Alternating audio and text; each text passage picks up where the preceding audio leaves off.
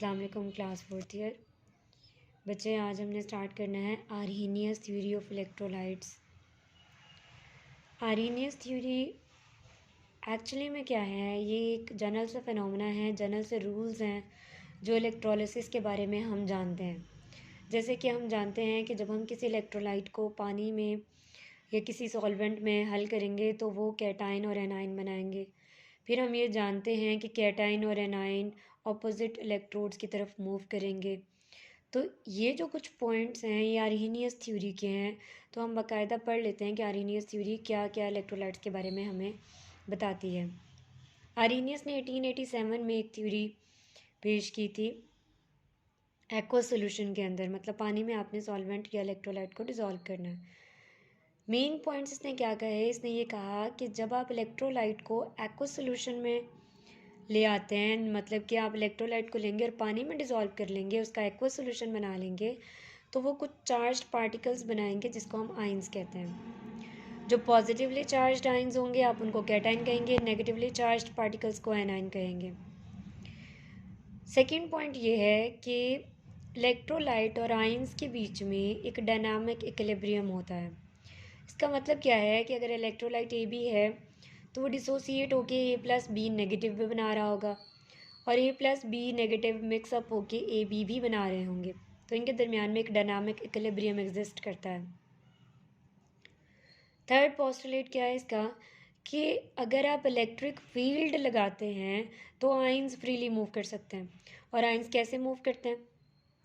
Cations negative electrode या cathode की तरफ जाएंगे और एनाइंस पॉजिटिव इलेक्ट्रोड या फिर एनोड की तरफ जाएंगे।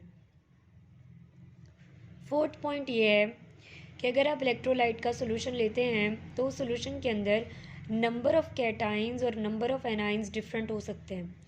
जैसे कि यहाँ पर अगर आप देखें तो कैटाइंस 2 हैं और एनाइंस 1 है। SO4 1 है ना और H 2 हैं। तो it means number of cations and number of anions can differ, लेकिन जो टोटल चार्ज है कैटाइन और एनाइन के ऊपर वो सेम रहता है। मतलब कि 2H पॉजिटिव हैं तो पॉजिटिव चार्ज कितना है 2 और नेगेटिव चार्ज कितना है 2। ठीक है बेटा, तो जो टोटल चार्ज कैटाइन और एनाइन के ऊपर है वो ऑलवेज इक्वल होता है, पॉजिटिव और नेगेटिव। लेकिन कैटाइन और एनाइन इक्वल नहीं होते। हो भी सकते हैं, अगर आप HCl ले लेंगे तो वो एक ही कैटाइन और एक ही एनाइन होगा, उसके ऊपर चार्ज भी एक ही पॉजिटिव एक ही नेगेटिव होगा। तो चार्ज और कैटाइन को अलग अलग समझिए। कैटाइन H प्लस है और चार्ज इसके ऊपर मौजूद ये +1 है। अगर मैं कैटाइन देखूंगी तो 2H पॉजिटिव है, मतलब 2 कैटाइंस। एनाइन देखूंगी तो SO4 1 है तो 1 एनाइन। लेकिन अगर मैं पॉजिटिव और नेगेटिव चार्ज देखूं तो 2H पॉजिटिव हैं तो 2 पॉजिटिव चार्ज हैं और 2 ही यहाँ पर नेगेटिव चार्ज हैं। तो ये पॉइंट थोड़ा सा टेक्निकल है, इसको फ़र्क को समझ लीजिए कि किसको कैटाइन और एनाइन में क्या फ़र्क है और पॉजिटिव और नेगेटिव चार्ज में क्या फ़र्क है। नेक्स्ट फिफ्थ पॉइंट क्या है कि जो इलेक्ट्रोलाइट डिसोसिएट होगा उसमें कितनी डिसोसिएशन होनी है, एक्सटेंट ऑफ डिसोसिएशन। क्या वो कम्प्लीटली डिसोसिएट हो जाएगा, क्या उसके आधे मॉलिक्यूल्स डिसोसिएट होंगे आइंस में या उससे भी कम होंगे। तो इसके लिए कुछ फैक्टर्स हैं। इलेक्ट्रोलाइट आप जितनी तादाद में लेंगे उस हिसाब से उसकी डिसोसिएशन होगी। टेम्परेचर अगर आप ज़्यादा कर देंगे तो डिसोसिएशन ज़्यादा हो जाएगी, क्योंकि कैटाइन और एनाइन के दरमियान में फोर्सेस ब्रेक करने में आसानी हो जाएगी। और थर्ड फैक्टर है आपके पास नेचर ऑफ इलेक्ट्रोलाइट। अगर आपके पास स्ट्रॉन्ग इलेक्ट्रोलाइट है तो उसकी डिसोसिएशन ज़्यादा होगी, अगर वीक इलेक्ट्रोलाइट है तो उसकी डिसोसिएशन कम होगी। तो ये 3 फैक्टर्स पर डिपेंड करता है। बट इसकी कुछ लिमिटेशंस हैं। लिमिटेशंस को उसने 3 पॉइंट्स तो बना दिए, लेकिन तीनों पॉइंट्स में एक ही बात कॉमन है, और वो बात ये कॉमन है कि स्ट्रॉन्ग इलेक्ट्रोलाइट्स के केस में आर्हीनियस थ्योरी फेल हो जाती है, जबकि वीक इलेक्ट्रोलाइट्स के केस में आर्हीनियस थ्योरी हमें सही बताती है। ठीक है, जब आप कंडक्टिविटी मेजरमेंट करते हैं तो उससे आपको ये पता चल जाता है कि कितनी डिसोसिएशन हुई है।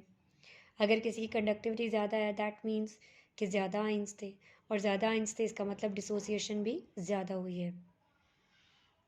अगर आप वीक इलेक्ट्रोलाइट्स लेते हैं तो उस केस में ये चीज़ बिल्कुल ट्रू हो जाती है कि अगर आपने वीक इलेक्ट्रोलाइट लिया है तो उस केस में जब कंडक्टिविटी बढ़ेगी तो डिग्री ऑफ डिसोसिएशन भी बढ़ेगा। लेकिन स्ट्रॉन्ग इलेक्ट्रोलाइट्स के केस में ये एग्रीमेंट पुअर है, ऐसे नहीं होता। कंडक्टिविटी मेजरमेंट्स नहीं ज़्यादा होती डिसोसिएशन के ज़्यादा होने से, ठीक है।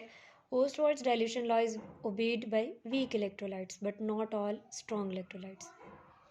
थर्ड पॉइंट ये है कि अगर आप आर्हेनियस थ्योरी ये सारी पढ़ें तो इस सारे के अंदर कैटाइन और एनाइन के दरमियान में इलेक्ट्रोस्टैटिक फोर्सेस ऑफ अट्रैक्शन की बात उसने नहीं की। और ये नेचुरल होता है कि अगर आपने एक पॉजिटिव लिया एक नेगेटिव लिया, उनके दरमियान में फोर्सेस ऑफ अट्रैक्शन होंगी, इलेक्ट्रोस्टैटिक फोर्सेस ऑफ अट्रैक्शन। लेकिन आर्हेनियस थ्योरी ने उसको एक्सप्लेन ही नहीं किया, ठीक है बेटा। नेक्स्ट हमारे पास जो लॉ है दैट इज़ ओस्टवर्ड्स डाइल्यूशन लॉ। बड़ा ही आसान सा ये लॉ है, कोई इतना मुश्किल नहीं है। सिंपल से कंसेप्ट्स जो हम ऑलरेडी जानते हैं उसको यहाँ पर यूटिलाइज़ किया गया है।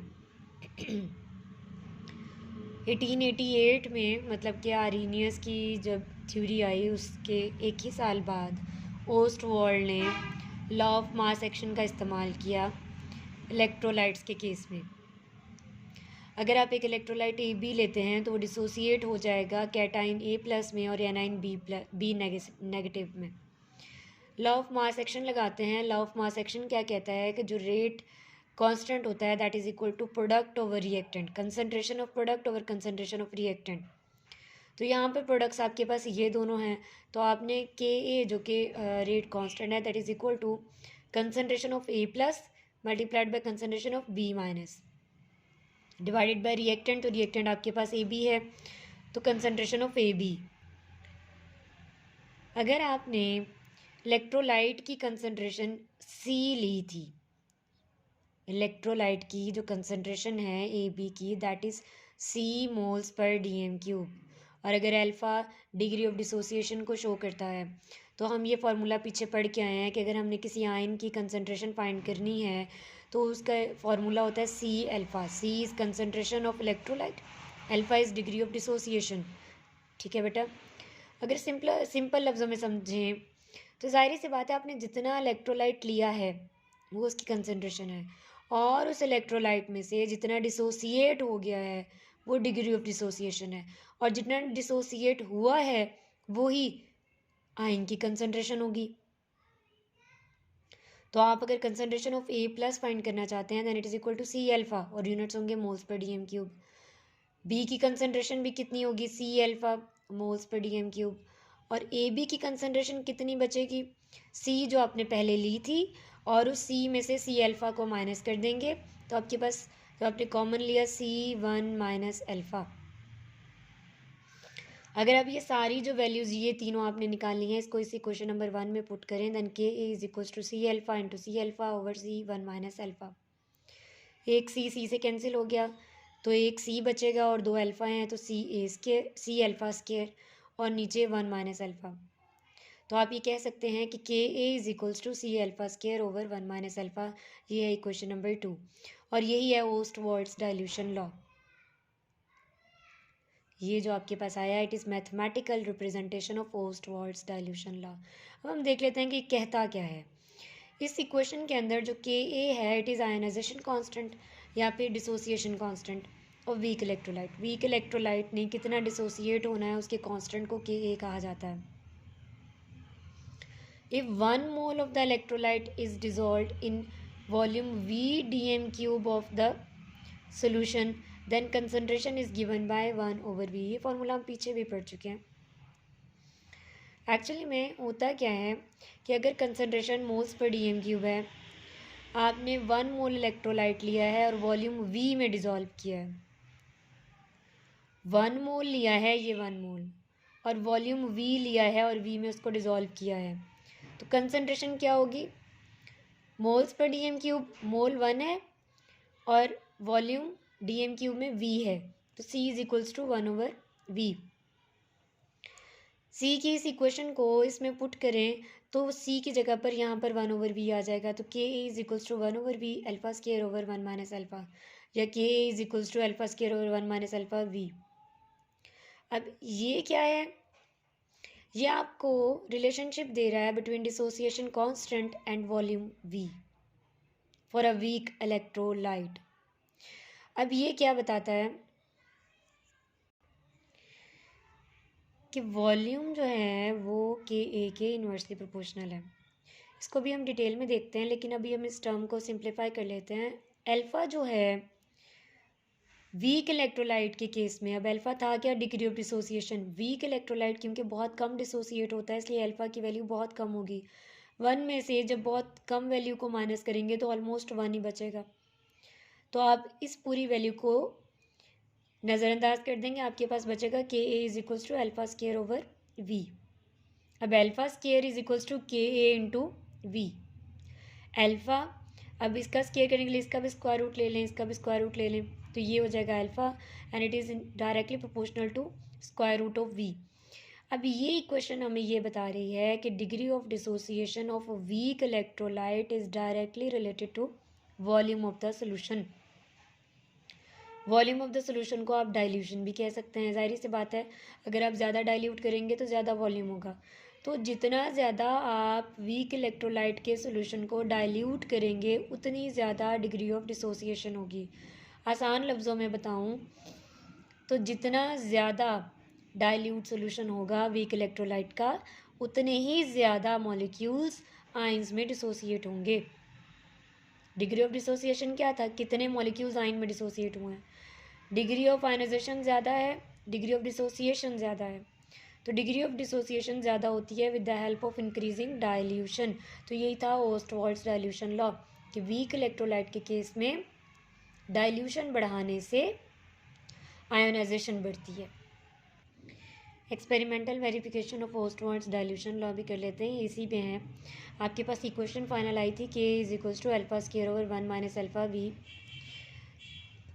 अगर आप यहाँ पर डिफरेंट वैल्यूज़ ऑफ डाइल्यूशन लगाएं कि आप वॉल्यूम चेंज कर रहे हैं, तो ज़ाहिर सी बात है अल्फ़ा भी चेंज होगा। तो आप डाइल्यूशन चेंज करते रहें, मतलब आप जो सोल्यूशन आपने पहले लिया आप आहिस्ता आहिस्ता उसको डाइल्यूट करते रहें और हर डाइल्यूशन पे अल्फ़ा की वैल्यू लगाते रहें। तो अगर ये पूरी वैल्यू सॉल्व हो के different values of alpha and different values of V, जब आप सबको सॉल्व करेंगे, अगर के की वैल्यू कॉन्स्टेंट आ रही है देन ओस्टवाल्ड्स डाइल्यूशन लॉ प्रूव हो जाएगा। अब वी में जो डाइल्यूशन में चेंज आ रहा है वो तो आप हैंडल कर सकते हैं, आपको पता है कि आपने कितना पानी लिया है, आपने कितना डाइल्यूट सोल्यूशन लिया है, तो वी की वैल्यू तो आपको पता चल जाती है। अल्फ़ा की वैल्यू जो है वो आप प्रैक्टिकली फाइंड करते हैं बाय एक्सपेरिमेंट। कैसे फाइंड करते हैं, lambda V over lambda naught. तो इसमें वैल्यूज़ लगा के आपने एक्सपेरिमेंट के ज़रिए से अल्फ़ा की वैल्यू फाइंड करनी है और अल्फ़ा की वैल्यूज़ यहाँ पर लगानी है और फिर के देखना है के की वैल्यू कांस्टेंट आती है। ठीक है, तो इस तरह से ओस्टवाल्ड्स डाइल्यूशन लॉ एक्सपेरिमेंटली वेरीफाई हो जाता है। ये जो एग्जांपल है ये आप सबकी असाइनमेंट है, ये आप लोग खुद करेंगे। अगर कोई प्रॉब्लम हो तो आप लोग उसके बारे में पूछेंगे। नेक्स्ट टॉपिक इंशाल्लाह जो हमने स्टार्ट करना है दैट इज़ ट्रांसपोर्ट नंबर।